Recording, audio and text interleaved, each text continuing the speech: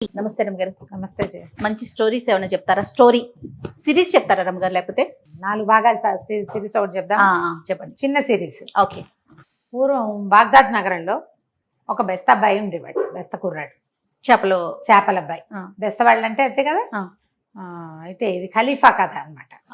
ఆ అబ్బాయి పేరు ఖలీఫా. వాడు పరమ పేదవాడు. పాపం వాడికి పెళ్లి కూడా కాల. ఎవరు పిల్లనివ్వాల. ఇంత పేదవాడికి ఎవరు పిల్లనిస్తారు? వాడు రెక్కాడితే కానీ డొక్కాడదు. ఆ రెక్క ఒక్కో రోజు ఆడేదే కాదు పాపం వాడికి. ఏవో 4 చేపలు తెచ్చుకుని అమ్ముకొని తినేవాడు. అయితే ఒకనాడు చాలా ట్రై చేశాడు, ఎక్కడా చేపలు పడల. అయితే వాడు ఊరికి చాలా దూరంలో ఉన్న టిగ్రిస్ నది అక్కడికి వెళ్ళాడు. వెళ్ళగా వెళ్ళగా వెళ్ళగా ఎంత వెళ్ళాడు. వేస్తే 3 సార్లు వేసేట వాళ్ళ ఏం పడల. 4వసారి వేస్తే వాళ్ళ బరువుగా లాగుతోంది. ఆ పూటే అనుకున్నాడు, ఏంటి నా జీవితం ఇలా ఉంది. అందరూ ఇట్లా గాలం వేస్తేనే చేపలు పడతాయి అదృష్టవంతులకి. మనకి వల వేసినా పడకపోతే వల వెయ్యాలాగా శక్తి అంతా దానికే పోతుంది. అదేంటి ఇట్లా ఇట్లా ఇలా వెయ్యాలి, దాన్ని బలంతో వెయ్యాలనుకుంటాను. బలంతో వెయ్యాలి, బలంతో లాగాలి, ఊతంగా చెయ్యాలి ఆ పని. విసుగు పుట్టింది. 3వసారి వేస్తా, ముఖ్యం 3వసారి రాకపోతే రాదనుకున్నాడు. వల వేసేసారు కానీ బరువుగా ఉంది. ఓహో ఏదో పడిందని లాగాడు. తీరా దగ్గరకు వచ్చాక తెలిసింది అందులో పడింది చేప కాదు, ఒక కన్ను గుడ్డి, ఓ కాలు కుంటి ఉన్న ఒక కోతి పిల్ల పడింది అందులో. ఓ దీని దుప్పదేగా, ఇది ఎక్కడి నుంచి పడిందో, వచ్చి నాళ్ళలో పడిందని దాన్ని తెడు తీసి కొట్టబోయేసరికల్లా ఆ కోతి, ఖలీఫా ఆగు ఆగు, నన్ను కొట్టపోక మాట్లాడింది మానవ భాషలో, నన్ను కొట్టద్దు, ఇంకోసారి వెయ్యి వాళ్ళ, నా మాట విను అంటే. కోతి మాట్లాడుతుండేసరికి వీడికి ఉత్సాహం వచ్చింది. సరే ఆ కోతి నా పక్కన కూర్చోబెట్టి మళ్ళీ వేసాడు వాళ్ళ. ఈసారి ఇంకా బరువుగా పడ్డాయి చేపలు, ఇంకేముంది ఇదేదో చెప్పింది అనుకున్నాడు. ఈసారి అందులో ఎంచి ఓ చిరిగిన చొక్కా వేసుకుని కాళ్ళకి మూతికి రంగు వేసుకున్న ఒక కోతి పిల్లబడి, ఇంకో కోతి మూతికి రంగు ఉంది, దానికి కాళ్ళంతా ఎర్ర రంగు వేసుకుంది, చిరిపోయిన చొక్కా ఒకటి వేసుకుంది. అది చొక్కా ఉంది దాని ఒంటి మీద. ఇదేమిటి ఊళ్ళో ఉన్న కోతులండి నదిలోనే పడ్డాయా, ఇట్లా దొరుకుతున్నాయని దాన్ని తెగ తిట్టాడు ఆ ముందు గుడ్డిదాన్ని. ఏమిటి నువ్వు వెయ్యి అన్నావు, వేస్తే ఇది ఇంకోటి వచ్చింది, ఇంకో కోతి, మాస్టి కోతి, ముష్టి కోతి అని తిట్టాడు. తిట్టేసరికల్లా ఈ చిరిపోయిన చొక్కా వేసుకుని కోతంది, బాబా అట్లా కాదు, నా మాట విను, ఖలీఫా కొట్టపోక ఇంకొక్కసారి వెయ్యను. 3వసారి వేసేసరికల్లా ఇంకా వికారంగా ఉన్న ఒక కోతి బుచ్చంతా ఊడిపోయి అక్కడ ఇక్కడ ప్యాచులు పడి, ఓ నీలం రంగు చొక్కా, మూతికి రంగు, కాలిగోళ్ళకి వాటికి రంగు, వికారంగా ఉన్న 3వ కోతి పడింది. పడేసరికల్లా మీ దరిద్రం కాలిపోయి, నా దరిద్రం ఇవాళ ఈ రెక్కల సత్తు అంతా పోయింది. నీళ్ళల్లో నుంచి వస్తువు లాగడం కష్టము, ఇంతంత కష్టపడి లాగితే కోతులు పడ్డం ఏమిటి, ఆ కోతితో ఏం చేసుకుంటాం, కూర వండుకోలేం కదా. అంతే అతేటు తీసుకుని 3టిని బాధేడు కొట్టేసరికల్లా ఆ 3వదంది, వదిలే ఖలీఫా, నేను ఎవరినో తెలుసా అసలు నీకు అనేసరికల్లా, ఎవరి వినువు, ఒక మాస్టి కోతివి, నీ మొహం చూడలేక వస్తున్నావు, అవి 2 చూడడానికి కొంచెం బాగున్నాయి, నీకు ఆ బాగుంటా కూడా లేదు నీ బతుక్కి అన్నాడు. అనేసరికల్లా కోతంది, అట్లా కాదు, నేను తెలుసా, ఈ వర్తక వీధులు అబూసీర్ అని ఒక పెద్ద వర్తకుడు ఉన్నాడు కదంటే, ఏది ఆ పెద్ద పెద్ద స్తంభాలన్న కొట్టు అదేనా అన్నాడు. నీలం స్తంభాలన్న పెద్ద కొట్టు అబూసీర్ ఉన్నాడే, ఆయన అదృష్టాన్ని నేనే అంది కోతి. అనేసరికల్లా నీ మొహం చూస్తే పగలు చూస్తే రాత్రి కల్లోకి వస్తున్నావు, నువ్వు వచ్చేలాగా ఉన్నావు, నువ్వెట్లా అదృష్టాన్ని అంటే నా మాట విను, ఇంకొకసారి వల వెయ్యి, వలై ఆ వలలో ఒక చేప పడుతుంది, నీకు ఏది పడితే అది. దీన్ని ఏం చేస్తామంటే చక్కగా మంచి ఆకులు పరిచి, అరిటాకులు లాంటివి ఆకులు తామరాకులు పరిచి దాని మీద ఇది పెట్టి, ఆ వచ్చిన చేపని దాని మీద ఇంకో తామరాకు కప్పి ఓ బొచ్చులో పెట్టుకో. ఇక్కడి నుంచి అబూసీర్ దగ్గరికి వెళ్ళే వరకు మాట్లాడబాక, అది ఆయనకు చూపించు. ఇది ఎవరికైనా చూపించావా అంటాడు. చూపించలేదండి, మీకోసమే తెచ్చానని చెప్పు. రూపాయి ఇస్తానంటాడు, బంగారం. 1 దినారం ఇస్తాడు, వద్దను. 2 ఇస్తాడు, వద్దను. 5 ఇస్తానంటాడు, వద్దను. 10 ఇస్తానంటాడు, వద్దను. ఏమనాలి మరి అంటాడు. నీ అదృష్టాన్ని నాకు ఇది ఇస్తున్నట్టుగా ప్రమాణం చేయి చాలు అని చెప్పు. అప్పుడు వాడి అదృష్టాన్ని అయిన నేను నీ పరం అవుతాను. వాడికి రోజుకి 10 నాణేలు 10 దినారాలు వచ్చే అదృష్టాన్ని నేను అని చెప్పింది కోతి. చెప్పేసరికల్లా బాగుందిగా ఐడియా. సరే ఏం చేశాడు మరి, మీ ముగ్గురిని ఏం చేయనన్నాడు. మా ముగ్గురిని ఎత్తి నీళ్ళలో పడి నువ్వు ప్రమాణం తీసుకొచ్చుకో, వాడి అదృష్టాన్ని నీకు బదలాయించినట్టు. బదలాయించగానే నీకు రోజుకు 10 నాణాలు వచ్చేలాగా చేసే పూచి నాది అంటే సరే ఆశ పుట్టింది వీడికి. అబూసీర్ చాలా పెద్ద వ్యాపారస్తుడు. సరేననుకున్నాడు. ఈసారి 4వసారి వేసేసరికల్లా ఒక బ్రహ్మాండమైన చేప పడింది. దానికి బంగారు పొలుసులు, రెక్కలు ఉన్నాయి విశాలంగా. ఇక చేపకి చిన్న రెక్క లాంటిది ఉంటుంది కదా, అవేమో పెద్ద పెద్దవి ఉన్నాయి. చిట్టి ఉంటాయి చేపలకి, ఇంత ఉంది. కళ్ళు వజ్రాల్లాగా మెరుస్తున్నాయి. నీలము బంగారు రంగు కలిసిన రంగులో మెరుస్తుంది. ఆశ్చర్యపోయాడు. అమ్మో, ఇలాంటిది చేపను చూశాను ఎప్పుడైనా నేను నా జీవితంలో? మా నాన్న తాత కూడా ఎప్పుడూ చెప్పలా. సరే, ఇది అబూసీర్కి ఇవ్వాలి. ఏం చేశాడు? ఆ కోతులు 3 ఎత్తి నీళ్ళలో పడేసాడు. టిగ్రిస్లో పడేసేసి ఒక పెద్ద తామరాకు పరిచి ఒక బొచ్చలో ఈ చేపను దాని మీద పెట్టి, దాని మీద ఇంకో తామరాకు కప్పి, ఒక గుడ్డ కప్పి దాన్ని నెత్తి మీద పెట్టుకున్నాడు. పాటలు పాడుకుంటూ బయలుదేరాడు. మధ్యలో ఎందరో కనపడ్డారు, పల్లకరిచ్చినా మాట్లాడలే. కోతి చెప్పింది కదా మాట్లాడొద్దని, అట్లా పోయాడు. వెళ్ళగా అబూసీర్ దగ్గరికి వెళ్ళాడు. ఆయన ఏదో వ్యాపారం చేసుకుంటున్నాడు. పెద్ద కొట్టు, ఎన్ని రకాల సామాన్లు ఉంటాయి. వీడు తీసుకుపోయి సరాసరి అబూసీర్ దగ్గర గిన్నె పెట్టి ఆకు తీసేసరికల్లా చేప మిలమిల్లాడిపోతుంది. ఆయన ఎంత బాగుంది, ఎవరికైనా చూపించావా అన్నాడు. ఎవరికి చూపించలేదండి, మీకే చూపిస్తున్నా, మీతోటే మాట్లాడుతున్నా అన్నాడు. అనగానే ఎంత బాగుందో, ఇందుకో ఇందా అని దినారం ఇచ్చాడు. ఆ ఒక్క దినారం చూసేసరికల్లా వాడి జీవితంలో బంగారు కాసు చూసిన వాడు కాదు. వాడు ఎగ్గిరి చంకలు గుర్తుకుంటూ బయటకు వెళ్ళిపోయాడు. ఒక్కదానికి వెళ్ళిపోయాడు. కొంచెం దూరం లేక గుర్తొచ్చింది, కోతి ఇంకోటి ఏదో చెప్పిందిగా. మళ్ళీ పరిగెత్తుకొచ్చాడు. అది దినారం ఆయన మొహాన్ని కొట్టాడు. నాకు వద్దండి, నా చేప నాకు ఇచ్చేయండి అన్నాడు. అనగానే ఓర్నిది కడుపుడక, అదేమిట్రా, అదేం మాట, అట్లా అనకూడదు, 2 రూపాయలు తీసుకో అన్నాడు. ఆ 2వ నాణ్యం చూసరికి మళ్ళీ ఉత్సాహం పుట్టింది. మళ్ళీ పోయాడు బయటికి. మళ్ళీ గుర్తొచ్చింది, అదృష్టం. కోత ఏం చెప్పింది, రోజుకు 10 నాణ్యాలు వచ్చేది చూపిస్తానంది. 2టికి ఆశపడితే 10 పోవు. అందుకని మళ్ళీ వెనక్కి వెళ్ళాడు. ఆయన 5 ఇస్తానన్నాడు, 10 ఇస్తానన్నాడు. నాకు అసలు అక్కర్లేదు తీసిపో అంటున్నాడు. కానీ గిన్నె వదలటల్లా ఆయన. ఆ చేప అందాన్ని పట్టలేక అది నీళ్ళలో వేస్తే వాళ్ళ దొడ్లో పెరుగుతుంది, బతికే ఉంటుంది, చచ్చిపోలే. అందుకే తామరాకుల మీద పెట్టారు, చావకుండా ఉంటాను. తామరాకుల మీద, సముద్రపు తామరాకుల మీద పెడితే చావకుండా ఉంటుంది, బతికే ఉంది, కదులుతోంది. కాస్త నీళ్ళు పోస్తుంటాడు బహుశా. సరే, ఈయనేమన్నాడు, ఏం కావాలరా నీకు, ఇట్లా ప్రాణం తీస్తావు, ఎంతసేపు ఇట్లా మాట్లాడుతుంటే చచ్చిపోతుంది, ఇది మా పిల్లలకు చూపిద్దాం అనుకున్నాను, నీకు కావాల్సింది ఏంటో ఖచ్చితంగా చెప్పేసి తీసుకో అన్నాడు. అనగా నా కోసం ఒక ప్రమాణం చేయండి మీరు అన్నాడు. అలాగే చేస్తాన్నాడు. ఇక్కడ కాదు, రోడ్డు మీదకి రండి అని రోడ్డు మీదకి తీసుకెళ్ళాడు. ఆయన చేపను ఎడం చేత్తో పుచ్చుకొని కుడి చేతోటి, నా అదృష్టాన్ని ఈ బెత్త ఖలీఫాకి నేను బదలాయిస్తున్నాను అని గట్టిగా అందరూ వినేలాగా ప్రమాణం చేయించుకున్నాడు. సంతోషంగా ఇంటికి వెళ్ళిపోయాడు. ఆయనేమో ఆ చేపను తీసుకుని లోపల పోయాడు. నా అదృష్టం వీడికి పోయేది ఉంది, వీడి బొంద ప్రమాణం $10 బిళ్ళలు మిగిలినాయని ఆయన లోపలికి వెళ్ళిపోయాడు. అక్కడి నుంచి వీడు ఏం చేశాడు, ఇంటికి వచ్చి పడుకున్నాడు. ఆ బెత్తగా వాళ్ళ ఇంట్లోనే ఏదో ముద్ద పెట్టారు, ఆ పూటకు అన్నం తినేసాడు, వచ్చి పడుకున్నాడు. మర్నాడు పొద్దున్న నదికి వెళ్తే ఎన్ని రకాల రంగులు చేపలు పడ్డాయో వాడికి. 10 నాణ్యాలు వచ్చాయి. ఆశ్చర్యపోయాడు. అమ్మో, 10 రూపాయలు వచ్చేసాయి మనకి అని. ఇక రోజు వెళ్ళటం మొదలుపెట్టాడు. వెళ్తాడు, రోజు టిగ్రిస్ నదికి వెళ్తాడు. ఇన్నేసి చేపలు, ఆ రంగుల చేపలు మామూలు చేప అయితే తింటానికి ఉంటారు, రంగుల చేపలు ఫ్యాన్సీ కొనుక్కుంటారు కదా. ఈ ఫ్యాన్సీ వ్యవహారంతో రోజుకి 10 నాణ్యాలు రావడం మొదలెట్టాయి. 10 రోజులు గడిచేసరికల్లా వాడి దగ్గర 100 బంగారు నాణ్యాలు వచ్చినాయి. వాడు ఒక ఉత్సాహం పట్లైపోయాడు. వాడికి ఏమనిపించింది, మన దగ్గర 100 నాణ్యాలు చేరినాయి, రేపొద్దున ఖలీఫాకి డబ్బులు కావాల్సి వస్తాయి, ఒరే ఖలీఫా నీ దగ్గర డబ్బులున్నాయి కదరా, బెస్త ఖలీఫా ఇవ్వరా అని అడుగుతాడేమో. ఎవరికైనా చుట్టుపక్కల వాళ్ళకి తెలిస్తే అప్పు అడుగుతారేమో. ఖలీఫాకి తెలిసిపోతే ఖలీఫా అడుగుతాడేమో. ఒకవేళ నా దగ్గర ఉండి నేను లేవంటే వాళ్ళు ఏమంటారో, లాగేసుకుంటారు, మళ్ళీ తెమ్మంటారు, అప్పుడు ఏమవుతుందో అని ఇవన్నీ ఊహించుకుంటారు కదా కొంతమంది.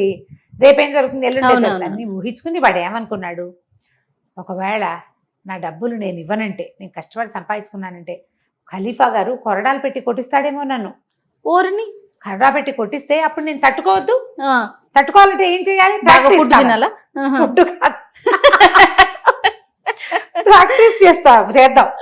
అందుకని ఏమనుకున్నాడు, ఒక కొరడా తెచ్చుకున్నాడు. కొరడా తెచ్చుకుని వాడే రాత్రిపూట 10 గంటలకు అన్నం తిన్నాక కొరడా పెట్టి ఫెడేల్మని కొట్టుకోవడం, బాబు నా దగ్గర లేవండి, డబ్బులు లేవండి అని ఒక కేక పెట్టడం, మళ్ళీ ఫెడేల్మని కొట్టుకోవటం. చుట్టుపక్కల వెళ్ళే వాళ్ళకి ఒక 5-6 కొరడా దెబ్బల తర్వాత వినపడింది.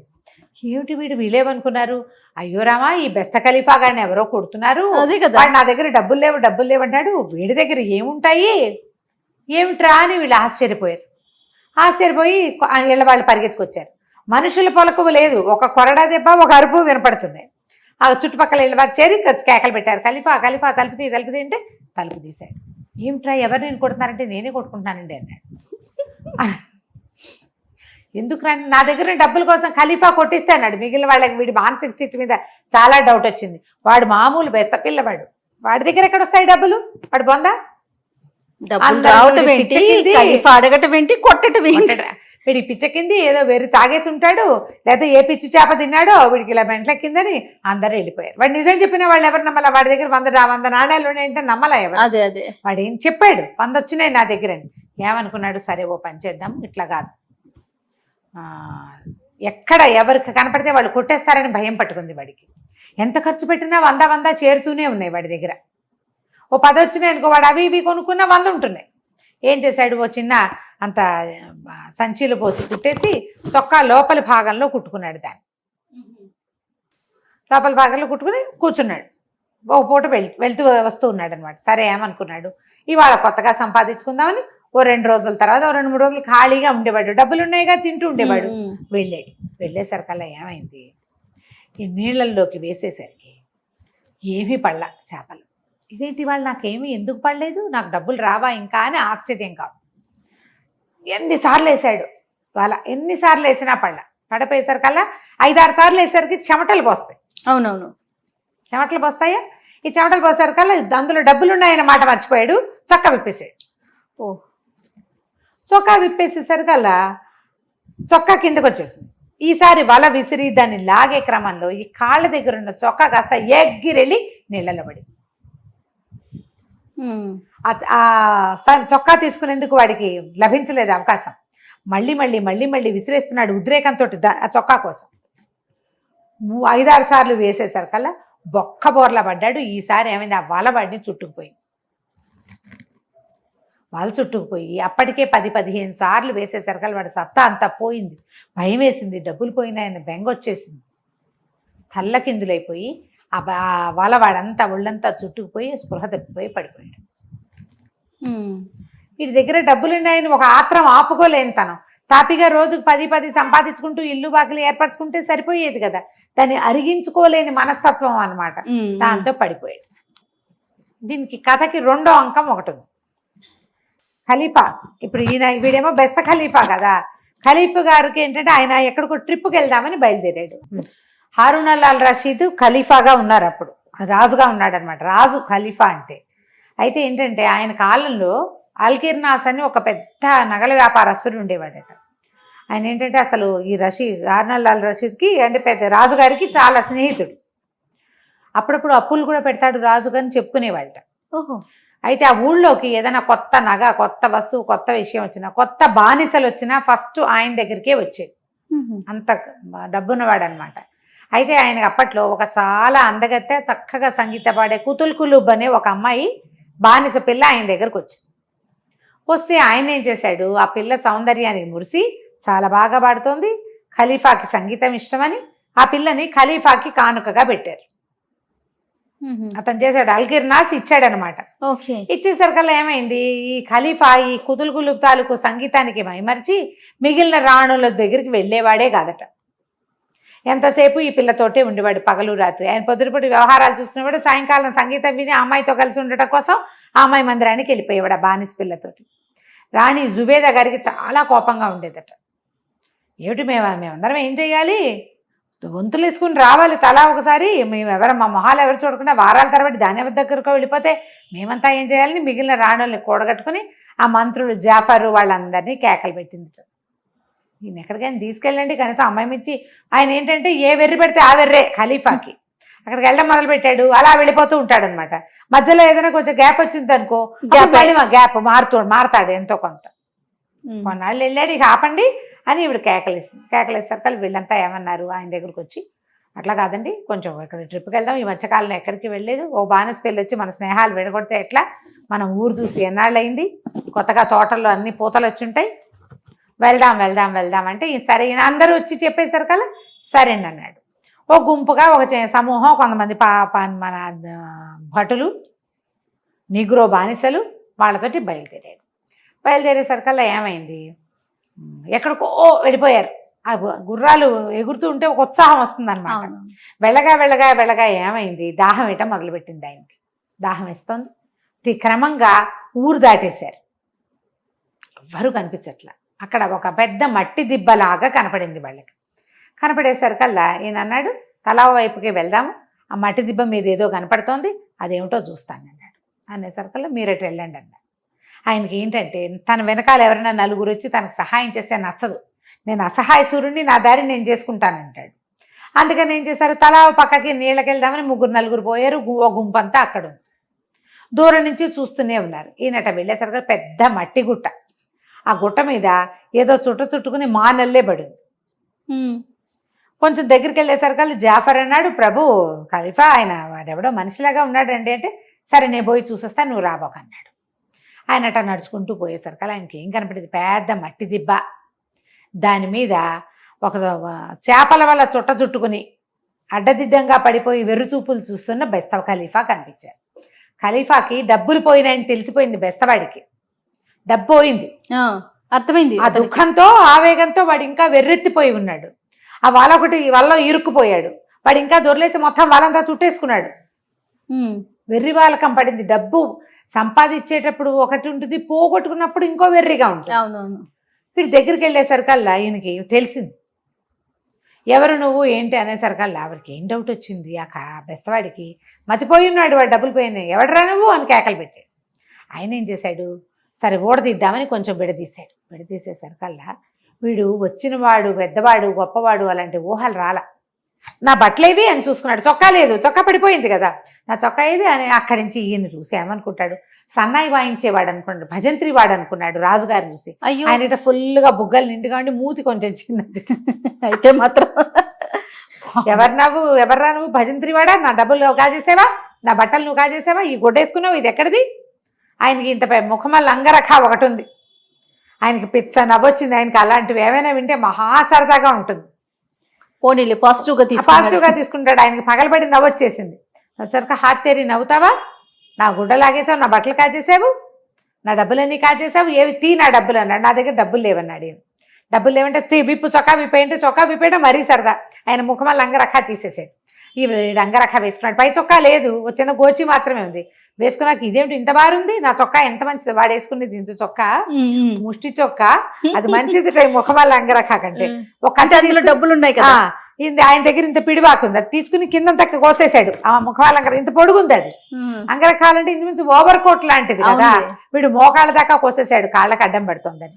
అక్కడి నుంచి నువ్వేమిటి బూరా బుత్తే, నీకేమొస్తుంది, భజంత్రి వాడా నీకు అని అడిగాడు. అడిగేసరికల్లా ఆయనకి పక్కపక్క నవ్వొచ్చింది. ఆ నెలకు 10 దినారాలు ఇస్తారులేనండి. చిచ్చి 10 దినారాలండి, మనకు రోజుకే 10 దినారాలు వస్తాయి. వీడు రోజుకు 10 చొప్పున 10 రోజులు సంపాదించాడు. నువ్వు నాతో ఉండు, నీలాగా హట్టాకట్టాగా ఉన్నవాడు ఒకటి దొరికితే కనుక మనం చక్కగా వలేసి చేపలు పెడదాం, నీకు చేపలు పట్టడం నేర్పిస్తా, వచ్చా నీకు అన్నాడు. వాడు రాదన్నాడు. ఖలీఫా గారు నాకు రాదన్నాడు. అంతేగా, నేను నేర్పిస్తా, నేను ఎంత బాగా నేర్పిస్తానంటే నాలాగా నేర్పించేవాడు ఎవడు ఉండడు. నా దగ్గర నేర్చుకుంటే నాలాగా నువ్వు కూడా రోజుకు 10 రూపాయలు సంపాదించుకుంటావు. ముందు కొద్ది రోజులు నా దగ్గర పనిచేయి, రోజుకు 2 ఇస్తా. ఆ లెక్కైనా నీ నెల 10 దినారాలు జీతం కంటే నేను ఇచ్చేది ఎక్కువ, బోళ్ళంత ఇస్తాను, సరేనా అన్నాడు. ఆయనకి మంచి ఉత్సాహం వచ్చింది. ఇప్పుడు చేపలు పడ్డం నేర్చుకోవాలి ఖలీఫా గారు, సరేనన్నాడు. అక్కడి నుంచి వాలేస్తే సరే చేపలు పడ్డాయి, రంగులు చేపలు పడేసరికి వాడు బుట్టలో పోసి ఏమన్నాడు, ఈ బుట్ట నెత్తి మీద పెట్టుకున్నాడు నా వెనకాల ఖలీఫాని. ఆయనకి పిచ్చి నవ్వొచ్చేస్తోంది. వీడు తానండి రాజుగా గుర్తించల. రాజుగా గుర్తిస్తే వీడి ధోరణి ఇంకోలా ఉంటుంది. పైగా వీడు ఏదో వెర్రెత్తిపోయి ఉన్నాడు. వాడు ఏమిటంటే తన డబ్బులు పోయాయి, తన చేపలు పోయాయి, తన అదృష్టం పోయిందేమోనన్న భయంలో ఎదురుగుండా ఉన్న మనిషిని గుర్తించే ధోరణి కూడా లేదు. ఆయనంత ఖరీదైన బట్టలు వేసుకుంటే అవేవో పిచ్చిగుడ్డలు అనుకుంటున్నాడు. పిచ్చితనంలో ఉన్నాడు. సన్నాయి వాయించే వాళ్ళ బట్టలుగా భావిస్తున్నాడు, రాజుగారి బట్టలుగా భావించట్లా. అక్కడి నుంచి ఏం చేశాడు, ఈయన పరిగెత్తుకుంటూ గట్టి కొట్టెక్కేసాడు. ఎక్కేసేసి ఇక నవ్వుకుంటూ పరిగెత్తేసరికి అలా అక్కడ ఉన్న వాళ్ళంతా ఆశ్చర్యపోయారు. వీడు మంచినీళ్ళు అడిగాడు ఈయన. ఖలీఫా మంచినీళ్ళు, ఆ కనపడేది టిగ్రిస్ నది కాదా, నువ్వేంటి ఇలా అడుగుతున్నావు, నీకు అది కూడా తెలియదంటే ఈయన పోయి నదిలోకి వెళ్ళి మంచినీళ్ళు తాగొచ్చాడు. పరిగెత్తుకుంటూ వెళ్ళేసరికి జాఫర్ వాళ్ళంతా చాలా మంది ఉన్నారు, ఆయన మంత్రి, తర్వాత ఏమో వెనకాల ఉండే దండనాయకుడు. ఏం ప్రభు అంత బాగా నవ్వుతున్నారు ఏంటంటే, ఒరే ఆ కింద ఒక బెస్తవాడు ఉన్నాడు, వాడి దగ్గర ఎన్ని చేపలు ఉన్నాయో అన్ని చేపలు పెట్టండి, చేపకు 1 దినారం చొప్పునిస్తా, వాడి దగ్గర ఒక్క చేప మిగలకూడదు, వాడిని కొడతారో కోస్తారో ఏం చేస్తారో తెలియదు, పట్టుకొచ్చేయండి అన్నాడు. ఆ బుట్ట అక్కడ పారేసి పరిగెత్తాడు కదా. సరే ఈయన పైకి వెళ్ళిపోయాక సైనికులంతా వాళ్ళందరికీ ఆశ పుట్టింది, ఒక్కొక్క దినారం ఒక్కో చేప కంటే ఏముంది, మొత్తం సైనికులంతా కిందకి పరిగెత్తారు. పరిగెత్తి అక్కడి నుంచి వాడి దగ్గర నుంచి గుప్పెళ్ళతోటి పుచ్చేసుకున్నారు. వాడు వేసిన వల్ల వేసిన చేపలన్నీ వీళ్ళు లాగేశారనమాట. ఆఖరిగా ఈయనకి జనానా దగ్గర నిలబడే నీగురో వాడు ఒకడు ఉన్నాడు ఆయనతో పాటు. వాడు వచ్చాడు. వాడు వచ్చేసరికల్లా వాడి దగ్గర చివరికి ఏమైంది, వీళ్ళందరూ చేపలు పట్టుకెళ్ళిపోతుంటే వాడు కంగారు పడి ఇట్లా కొన్ని చేపలను ఇట్లా పట్టుకుని ఉంచున్నాడు. సైనికులు కదా, కత్తిడాలు ఉంటాయి వాళ్ళ దగ్గర. వీడి భయం వేసింది ఖలీఫాకి, బెత్త ఖలీఫాకి. ఆ చేపలను చూసరికల్లా అరే ఆ చేపలు ఎవరా అన్నాడు. నీకు ఇనాం ఇస్తానంటే నేను ఇవ్వను, నాకు $10 వస్తుంది, దానికి 10 దినారాలు వస్తాయంటే 10 కాదురా ఇంకా ఎక్కువే ఇస్తాను, ఇవ్వమనేసరికల్లా వాడు నేను ఇవ్వను అన్నాడు. అనగానే వీడు బాకు చూపించాడు. బరిసె లాంటిది ఇట్లా పట్టుకుంటారు కదా, పొడుగాటి పొడి చేస్తాను అనేసరికల్లా వాడు ఏం చేస్తాడు పాపం, అదే ఆఖరివి కొన్ని నీళ్ళలో పడిపోయినాయి. 2 పెద్ద పెద్ద రంగు చేపలు తీసి ఈ నీగ్రో వాడి చేతిలో పెట్టాడు. నీగ్రో వాడు ఆ 2 చేపలు పుచ్చుకెళ్ళిపోతే వీడు ఒట్టిగా నుంచుని ఉన్నాడు. వీడి దగ్గర ఏమీ లేవు, మొత్తం వెళ్ళిపోయినాయి. వాడు మొత్తం పట్టుకుపోయారు. ఆయన రాజుగారికి వీడిని ఏడిపించాలని ఆయన సరదా అనమాట. మొత్తం అన్నీ వెళ్ళిపోయినాయి. ఆయన నీగ్రో వాడు ఆఖరి 2 చేపలు కూడా పట్టుకుపోయాడు. సరే అందరికీ డబ్బులు పంచాడు. వీడి గట్టు కిందే నుంచున్నాడు. వాళ్ళు గుర్రాలు వేసుకుని ఊళ్ళోకి వెళ్ళిపోయారు. వీళ్ళు ఊళ్ళోకి వెళ్ళేసరికి అలా అక్కడ ఇంకో నాటకం జరుగుతుంది. అక్కడ ఏం జరిగింది, కుతుల్ అని ఒక అమ్మాయిని తెచ్చాడు కదా, ఇతను మన వ్యాపారస్తుడు ఒక ఆయన ఇచ్చాడు, అల్కిర్నాస్ ఇచ్చాడు. ఎప్పుడైతే ఖలీఫా తన సైనికులు వీళ్ళందరితో కలిసి యాత్రకి బయటికి బయలుదేరాడో ఊళ్ళో తిరగడానికి, జుబేదార్ ఆయన ఏం చేస్తుందంటే ఆ అమ్మాయినేమో తన జనానంలోకి రప్పించి దానికి ద్రాక్షసారం తాగబోయిచ్చి దాన్ని పెట్లో పెట్టించేసింది. పెట్లో పెట్టించి ఇంకో పెట్టి తెప్పించి అందులో ఏదో బరువైన సామాన్లు పెట్టించేసి కూతులు చచ్చిపోయింది అని ప్రచారం చేసి, ఇదంతా ఒక రోజులో జరగల, ఒక రోజున్నర పట్టింది. చచ్చిపోయిందని ఆ అమ్మాయికి చేపముళ్ళు గొంతులో అడ్డం పడి ఊపిరాడక చచ్చిపోయిందని దానికి గోరి కట్టేశామని జనాలలోని తోటలో ఓ పక్కన ఒక అందమైన పాలరాతి గోరి కట్టించేసింది.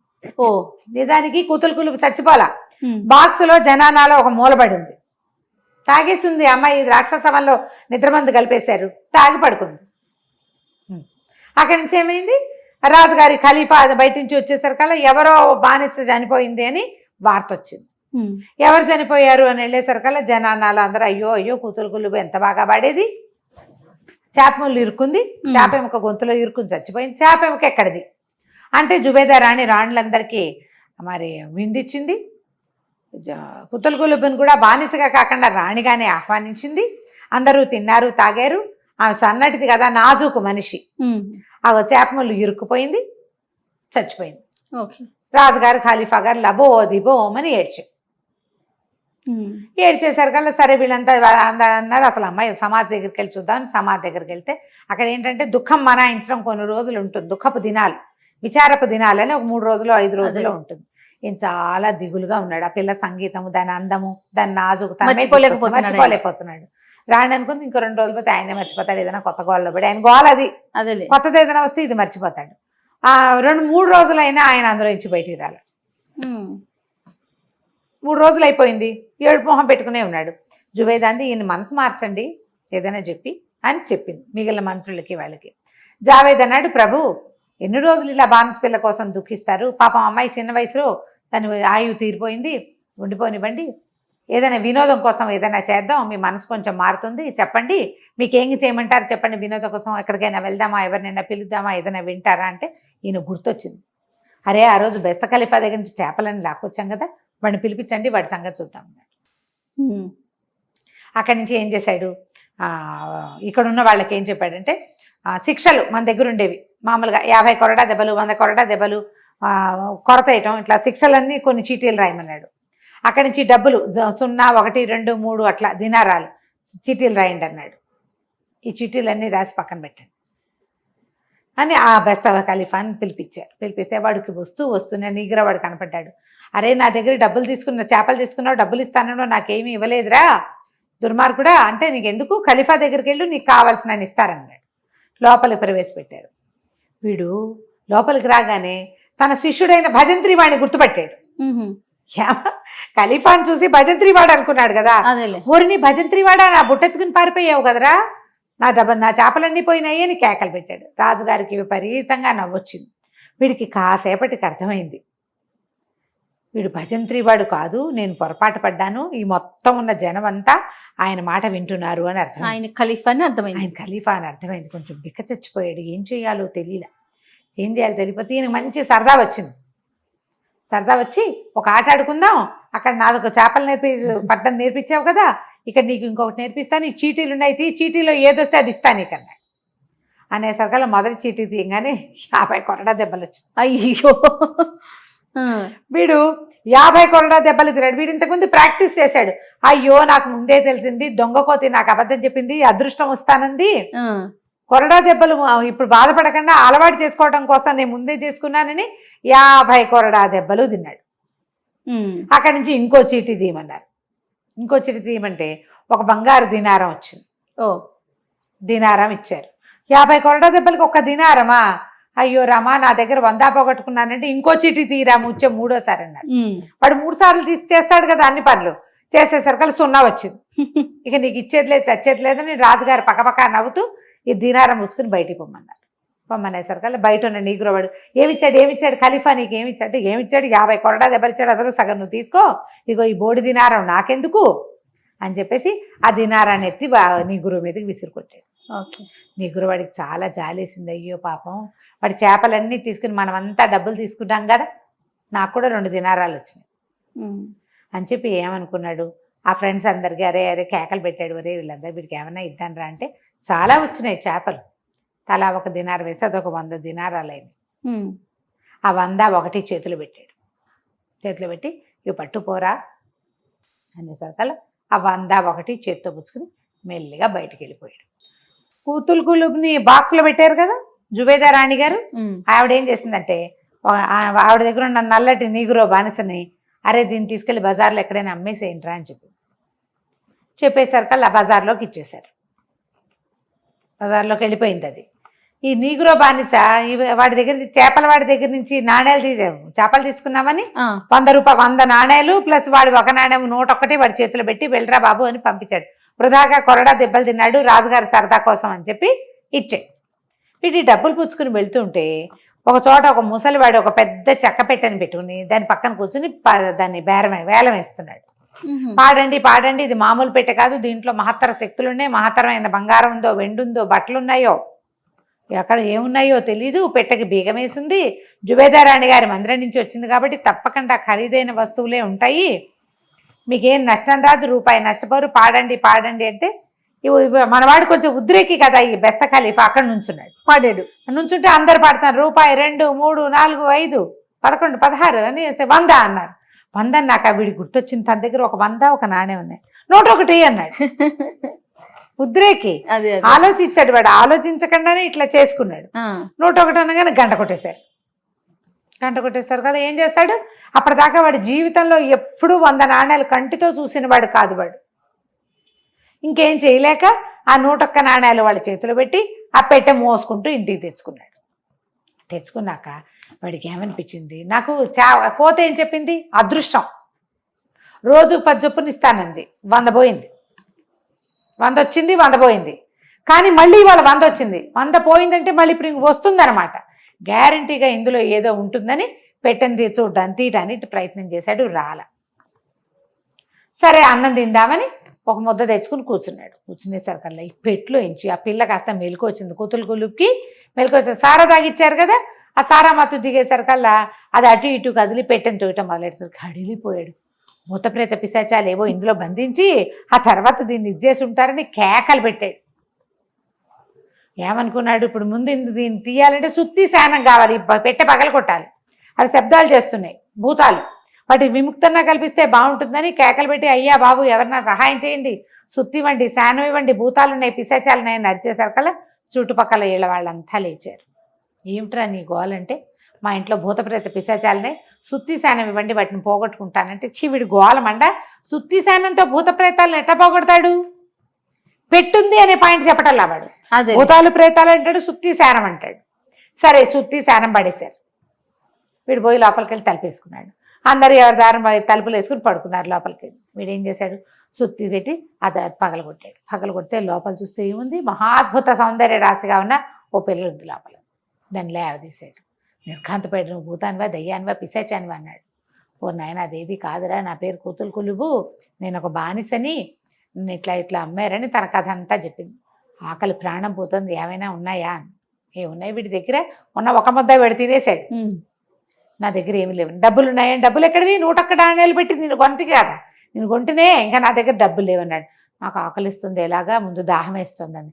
అక్కడి నుంచి వీడికి అన్నీ ఓసారి ఆలోచించండి, దాహం వేస్తుందండి అనగానే పెద్ద పెద్ద కేకలు పెట్టి మంచినీళ్ళు ఇవ్వండి, మంచినీళ్ళు ఇవ్వండి అంటే ఇంటి చుట్టుపక్కల వాళ్ళంతా తలా 2 తిట్లు తిట్టి మంచినీళ్ళు పోసారు. ఒక నీళ్ళ పూజ ఇచ్చారు. నీళ్లు తాగింది. 10 నిమిషాలు కూర్చున్నాక ఆకలంట మొదలుపెట్టింది. డబ్బులు ఉన్నాయా అంటే డబ్బులేవి. అక్కడి నుంచి మళ్ళీ కేకలు పెట్టాడు. ఆకలి చచ్చిపోతున్నాం, ప్రాణం పోతుంది, ఏదైనా ఉంటే పడేయండి పడేయండి అంటే చుట్టుపక్కల ఇళ్ళ వాళ్ళంతా రాత్రి 11 గంటలకు ఏముంటుంది, తలా ఒక ముద్ద వేశారు. సరే ఇద్దరు కలిసి కూర్చుని తిన్నారు. తిన్నాక ఈ అమ్మాయి ఏమంది, ఓ పని చెయ్యి. సరే ఈ అమ్మాయి కథ అంతా చెప్పింది కదా, చెప్పి ఖలీఫా నన్ను కనుక అక్కడికి చేర్చావంటే ఖలీఫా నీకు డబ్బు ఇస్తాడంటే వీడంటాడు, బెస్త ఖలీఫా. ఖలీఫా అంటే ఎవడో అనుకోకు, వాడు నా దగ్గర చేపలు పట్టుకోవడం నేర్చుకున్నటువంటి భజంత్రి వాడే, వాడికి నేనే నేర్పించాను. అక్కడికి వెళ్ళాక అంతా ఖలీఫా ఖలీఫా అని వాడి మాట వింటాననేసరికల్లా తెగ తిట్టింది అమ్మాయి. నీ బొందా, ఆయనకి అట్లాంటి సరదాలు ఎక్కువ, ఆయన్ని వదులు బోరోదేవాడివని నువ్వు ఎట్టా అనుకున్నావు? ఈ వెకిలి మాటలు మానేయి, ఇట్లా పిచ్చివాగుడు వాగకూడదు, నీ బుర్ర పనిచేయదా? అంతమంది సైనికులు ఉన్న దాంట్లో భజంత్రి వాడు ఎందుకుంటాడు, ఆలోచించవా నువ్వు అని తిట్టింది. సరే ఇద్దరు కలిసి తిన్నారు కదా, ఇప్పుడు పడుకుందాం, రేపు పొద్దున్న చూసుకుందాం అనుకున్నారు. రాత్రికి పడుకున్నారు. పడుకున్నాక ఈ అమ్మాయి ఏం చేసింది, మర్నాడు పొద్దున నాకు నా మాట విను, నేను నీ ఉత్తరం రాసిస్తా. ఆల్కీర్నాస్ ఉత్తరం రాసింది. రాణి జువేదానాన్ని ఇట్లా తాగిచ్చి పడుకోబెట్టింది. ఒక పెట్లో పెట్టారు. అది నా ఎవరో బెస్తవాడు కొన్నాడు, వాడి ఇంట్లో ఉండిపోయాను నేను అని చెప్పి ఆయనకి ఉత్తరం రాసి ఇచ్చేసరికల్లా ఆల్కీర్నాస్ ఇంట్లోకి ఎవరైనా వెళ్ళగలరు, ఖలీఫా దగ్గరికి ఎవరు వెళ్ళలేరు. ఆ కాగితం జనానా చేతిలో పడిందంటే దీన్ని చంపేస్తారు ఇక్కడ. అందుకని తెలివిగా ఎవరైతే తనని ఖలీఫా దగ్గర చేర్చారో వాళ్ళకు ఉత్తరం రాసింది. వీడు ఆ ఉత్తరం పుచ్చుకొని బెస్తవాడు అక్కడికి పోయాడు. పోయి అది చూపించాడు. చూపించేసరికల్లా ఆయన తెల్లబోయి పరిగెత్తుకుంటూ వెళ్ళి ఖలీఫాకి తెలియజేశాడు. ఆ ఖలీఫా చాలా ఆనందంతో, అమ్మయ్య కులుకుతుబ్బు కుతుబ్బు, ఈ అమ్మాయి బతికే ఉంది, కుతులు కులుబు అని చెప్పి ఒక సైన్యాన్ని వచ్చిన గుంపుని పంపించి ఆ బెస్తవాడిని ఆ కుతుబుని ఇద్దరిని తెప్పించుకున్నాడు. ఆమెను చూసి చాలా సంతోషించాడు. అక్కడి నుంచి ఈ బెస్తవాడిని అంతా వాడికి జరిగిందంతా వాడు మళ్ళీ మళ్ళీ వివరంగా చెప్పించుకున్నాడు అనమాట. నీకు అదృష్టం ఎలా వచ్చింది, ఏం జరిగింది, నువ్వు తర్వాత ఏం చేసావు అని. కానీ వాడు చెప్పిన ప్రతి వాక్యానికి పగలబడి నవ్వొచ్చింది. వాడు ఏం చెప్పాడు, మొదలు 3 కోతులు వచ్చినాయి, మొదటి కోత అలా ఉంది, దాన్ని నేను కొట్టాను, 2వ కోత తీసుకురమ్మంది, 3వ కోత నేను తర్వాత అక్కడి నుంచి ఆయన దగ్గర తీసుకెళ్లారు. అలీ నూరు ఎవరో ఉన్నాడు కదా, ఆయన వర్తకుడు అబుసీర్ని కేకేశారు. అబుసీర్ని కేకేస్తే వాడు చెప్పాడు, ఓసారి నాకు ఆ కోతి దొరికింది, నేను దాన్ని నీ అదృష్టాన్ని అని చెప్పింది, నాది వ్యాపారం ఎత్తుకుంది. తర్వాత ఈ అబ్బాయి వచ్చి అసలు అతను ఏమనుకున్నట్ట, నన్ను మతం మార్చుకోమని ప్రమాణం చేయమంటున్నాడు అనుకుని నేను కొట్టించాడు కూడా బెస్తవాడిని ఆయన. అది కాదు, జస్ట్ నీ అదృష్టం నాకేమన్నారు, దానికి ఏముందని ప్రమాణం చేశాను అన్నాడు. అవన్నీ విని ఈయన చాలా సంతోషించాడు. సంతోషించి వీడికి నువ్వు నీ చేపలు పోగొట్టుకున్నందుకు, తర్వాత ఏమో నాకు చేపలు పట్టడం నేర్పించినందుకు, ఇంత వినోదాన్ని ఇచ్చినందుకు, ఈ కుతులు కులుపుని మళ్ళీ నా దగ్గరికి చేర్చినందుకు అని చెప్పి 50,000 దినారాలు ఇచ్చాడు. వీడు అదృష్టం చూడు, ఆ కోతిని పట్టుకున్న అదృష్టం అనమాట. ఇచ్చి ఒక ఇల్లు వాకిలి ఏర్పరిచి రాజుగారిని వినోదపరచడానికి కబుర్లు చెప్పడం కోసం అప్పుడప్పుడు కబుర్లు చెప్పడానికి వచ్చేలాగా ఏర్పరిస్తే ఈ బెస్తవాడు ఇంకా బెస్తవాని మానేసి చేపలు పడ్డం మానేశాడు. చక్కగా హాయిగా ఇల్లు వాకిలి ఏర్పరచుకుని ఒక మంచి ఉన్నత కులీన సంజాత అయిన ఒక పిల్లని పెళ్లి చేసుకుని సంతోషంగా రాజుగారి ఏమంటారు ప్రాపక వర్గంలోనే ఒకడుగా ఎంతో కాలం ఉండిపోయాడు. ఈ చూడు, వాడు ఏంటంటే అదృష్టమే అవును, కానీ ఎవరికైనా ఏదైనా కలిసి వస్తే దాని మీద 5 పైసలు మింగిన ఎలకల్లాగా అయిపోతారు. ఈ ఖలీఫా కథల్లో అలాంటివి చాలా కనపడతాయి. అదృష్టాలని అరిగించుకోలేరనమాట, సహజంగా తీసుకోలేరు. కలిసి వచ్చేసరికల్లా మనం కూడా అంటాం, నడమంత్ర నరాల మీద కూరుపని నేల మీద ఆగలేని తనం వస్తుంది. ఆగలేని తనంతో వీడి ఇంతకు పాడు చేసుకున్నాడు కానీ పాపం మళ్ళీ తెచ్చుకోవాలి. కలిసి వచ్చింది. కోతి చెప్పింది కదా అదృష్టం కలిసి అంతే. వస్తుందని. అంతే కథ కంచికి మనం ఇంటికి. సూపర్ రమ్మ గారు. నమస్తే. నమస్తే.